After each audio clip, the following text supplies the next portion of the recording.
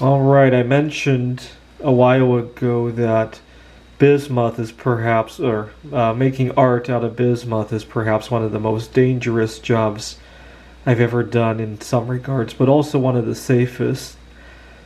It's safe because I've never experienced any workplace harassment doing bismuth art, whether it be when I'm buying the bismuth, molding it. Well, I guess I did get scammed once or twice online buying it, but you know what? That's minor compared to somebody making cruel sexual remarks or racist remarks, making the art, interacting with buyers.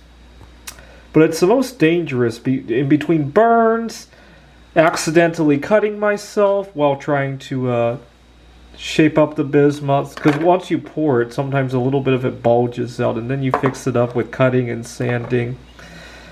Lately, I've been doing anodization, and today I electrocuted myself. What had happened was I had already cut myself earlier while working on it, and I went to do the anodization, and zap! I got the leads, the wires, into the cut on my hand, and I got a pretty painful zap. And I think part of the reason I've been hurting myself so much is the overconfidence and lack of respect. You see, a while ago I melted some gold, and which has a much higher melting point than bismuth, using my furnace. And I was so convinced I couldn't safely do that, or I would do it and make a mess. And to my surprise, it turned out very well. I think I showed you guys that tree of life. And because I had a lot of respect for it, I only did it one time in my life. I've been too comfortable with bismuth pouring, casting, cutting, electrolyzation, and even the social aspects of dealing with buyers. I'm going to have to be careful with that too, because overconfidence there could spell a different kind of disaster.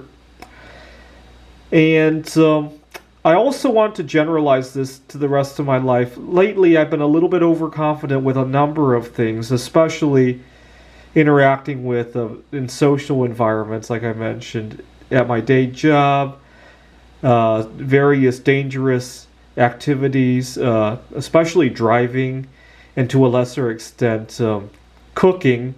The other day, I had something cooking at home, and I decided to go out, and as I drove past, I had to go to the post office to pick up a package. And as I was headed home, there happened to be a police car behind me. I wasn't doing anything crazy or anything, but I worried if he pulled me over, I gotta get home to turn off the stove. What am I gonna say to that police officer?